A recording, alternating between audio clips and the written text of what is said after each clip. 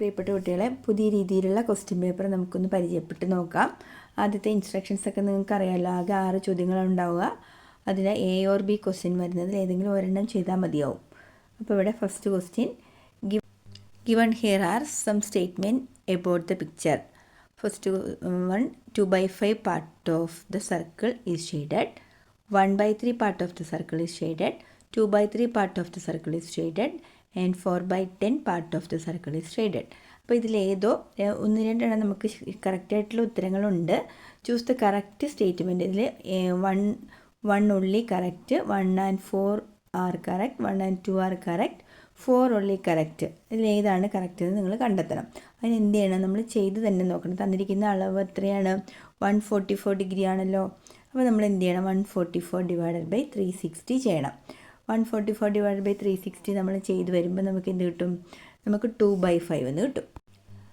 അപ്പോൾ 2/5 കറക്റ്റായ ഉത്തരമാണ്. 1/3 റോങ് ആണ്, 2/10 റോങ് ആണ്. ഇനി 2/5 ഈക്വൽ ആണ് കേട്ടോ 4/10. അപ്പോൾ നമുക്കിവിടെ വരുന്നത് 1ഉം 4ഉം ആണ് കറക്റ്റായിട്ടുള്ള ആൻസർ. സോ ഇവിടെ നമ്മുടെ ഓപ്ഷൻ ബി ആണ് correct. 1 and 4 are correct. Teacher അത് ചെയ്തുകൂടെ കാണിക്കാം. ചിത്രത്തിൽ കൊടുത്തിരിക്കുന്നത് 144 ഡിഗ്രി, ഇതാണ് ഷെയ്ഡഡ് പാർട്ട്. ഇത് എത്ര സർക്കിളിൻ്റെ ആകെ സർക്കിളിൻ്റെ എത്ര ഭാഗമാണെന്നാണ് ചോദ്യം. അപ്പോൾ നമ്മൾ എന്ത് ചെയ്യണം? 144 ഡിവൈഡഡ് ബൈ 360 ഡിഗ്രി ചെയ്യണം. ഓക്കെ, നിങ്ങൾക്കിത് ഈസി ആയിട്ട് ഡിവൈഡ് ചെയ്യാനുള്ള ഒരു മാർഗ്ഗം ടീച്ചർ പറഞ്ഞുതരാം. ഇതിന് ഹാഫ് പകുതി എഴുതാൻ പറ്റുന്ന സംഖ്യകളാണ്. നിങ്ങൾ പകുതി എഴുതും. നോക്ക്, 144ൻ്റെ പകുതി എന്ന് പറയുന്നത് എനിക്ക് പെട്ടെന്ന് ചെയ്യാൻ പറ്റില്ലെങ്കിൽ 14ൻ്റെ പകുതി എത്രയാണ്? 7. 4ൻ്റെ പകുതി 2. ഇവിടെ 36ൻ്റെ പകുതി 18 വരും. സോ ഇത് ഈ 0 കൂടി ചേർത്ത് 180. 72ൻ്റെ പകുതി 36, 180ൻ്റെ പകുതി 90. വീണ്ടും പകുതിയാക്കാമല്ലോ. വീണ്ടും പകുതിയാക്കുമ്പോൾ 36ൻ്റെ പകുതി 18, 90ൻ്റെ പകുതി 45. ഇത് 18ൻ്റെ പകുതി 9 എഴുതാം, പക്ഷേ 45ൻ്റെ പകുതി എഴുതാൻ പറ്റും. ഓഡ് നമ്പർ ആയാൽ നമുക്ക് ഹാഫ് എഴുതാൻ പറ്റില്ല. അപ്പോൾ നമ്മൾ ചിന്തിക്കേണ്ടത് ഈ രണ്ട് നമ്പറും ആരുടെ ടേബിളിലുണ്ടെന്ന് നോക്കാം.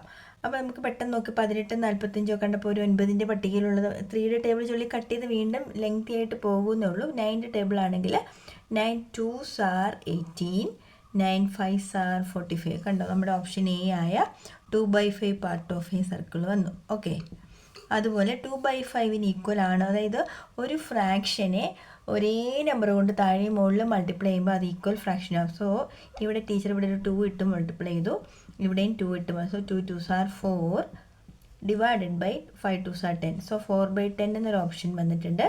2/5 ഈ രണ്ട് ഓപ്ഷനും നമ്മുടെ ചോദ്യത്തിൽ 1ലും 3ലും ആയിട്ടുണ്ടായിരുന്നു കേട്ടോ. അതാണ് ടീച്ചർ ആൻസർ പറഞ്ഞത്. ഓക്കെ, അടുത്ത second question, what are the measures of the sides of a rectangular block given below whose volume is 48 cubic centimetre? 4 options കൊടുത്തിട്ടുണ്ട്. Option B, a rectangular aquarium has inner length 50 centimetre, breadth 40 centimetre and height 25 centimetre. How much water in liters will that aquarium hold? Option C, how many liters of water are needed to fill the aquarium up to a height 20 centimeters? ചുവടെ കൊടുത്തിരിക്കുന്നവയിൽ 48 ഘന centimetre വ്യാപ്തമുള്ള ചതുരക്കട്ടയുടെ വശങ്ങളുടെ അളവുകൾ ഏതാണ്? അപ്പോൾ വ്യാപ്തം കണ്ടുപിടിക്കുന്ന നീളം ഗുണം വീതി ഗുണം ഉയരമാണ്. അത് ചെയ്യുമ്പോൾ 48 വരുന്നത് 4 ഓപ്ഷനിൽ ഏതാണെന്ന് നോക്കണം. അടുത്തത് 50, 40, 25 അളവുകളിലുള്ള ഒരു ടാങ്കിനകത്ത് അല്ലെങ്കിൽ ഒരു ചതുരപ്പെട്ടിക്കകത്ത് കൊള്ളുന്ന വെള്ളത്തിൻ്റെ അളവ് അറിയണം. അക്വേറിയത്തിൽ 20 സെൻറ്റിമീറ്റർ ഉയരത്തിൽ വെള്ളം നിറയ്ക്കാൻ എത്ര മീറ്റർ വെള്ളം കൂടി വേണം എന്ന് ചോദിച്ചിട്ടുണ്ട്. ഓക്കെ, കിട്ടേണ്ട വോളിയം 48 സെൻറ്റിമീറ്റർ ക്യൂബും തന്നിട്ടുണ്ട്. അപ്പം ആ നമുക്ക് തന്നിരിക്കുന്ന 4 ഓപ്ഷനിൽ നിന്നും പ്രോഡക്റ്റ്, അതായത് length into breadth into height ആണ് വോളിയം എന്ന് പറയുന്നത്.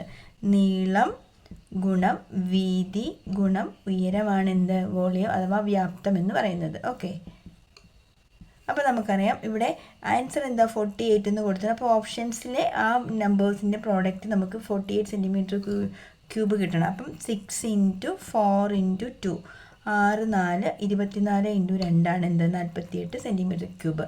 അപ്പോൾ ഇവിടെ ഓപ്ഷൻ ബി ആണ് നമുക്ക് 6 4 2 എന്ന് കൊടുത്തിരിക്കുന്നത്. അപ്പോൾ ഓപ്ഷൻ ബി ആണ് കറക്റ്റ് ആൻസർ കേട്ടോ.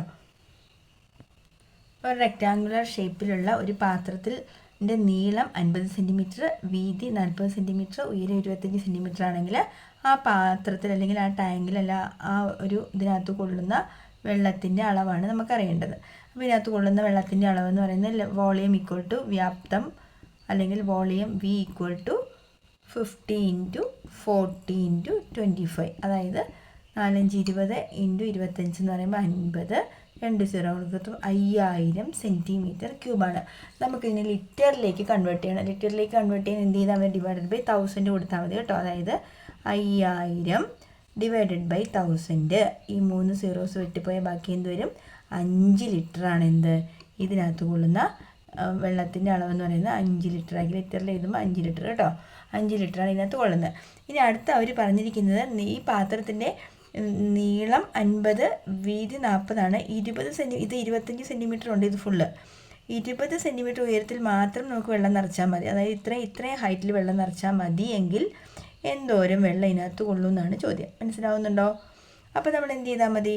50 × 40 × 20. അതായത് ഇനി എത്രയും കൂടെ നിറച്ചാലാണെന്ന് അറിയുക. അല്ലെങ്കിൽ ഇത് ഫുള്ളായിട്ട് എന്തോരം വേണമെന്ന് ചോദിച്ചാൽ എത്രയേ ഉള്ളൂ? 50 × 40 × 20. 4×5 20 × 2 40. സോ 4000 സെൻറ്റിമീറ്റർ ക്യൂബ് വരും. 4000 സെൻറ്റിമീറ്റർ എത്ര ലിറ്ററാണ്? 4 ലിറ്ററാണ്. അപ്പോൾ 20 സെൻറ്റിമീറ്റർ ഹൈറ്റിൽ നമുക്ക് വെള്ളം നിറയ്ക്കണമെങ്കിൽ എത്രമാത്രം വെള്ളം അതിനകത്ത് കൊള്ളും? 4 ലിറ്റർ വെള്ളം കൊള്ളും കേട്ടോ. 4 ലിറ്റർ. ക്ലിയർ അല്ലേ? അപ്പോൾ ഓപ്ഷൻ ബിയുടെ ആൻസർ 5 ലിറ്റർ എന്നും ഓപ്ഷൻ സിയുടെ ആൻസർ 4 ലിറ്റർ എന്നുമാണ്. ഓക്കെ. അപ്പം ഓപ്ഷൻ എയുടെ ഉത്തരം option B 6 centimetre, 4 centimetre, 2 centimetre എന്നുള്ളതാണ്.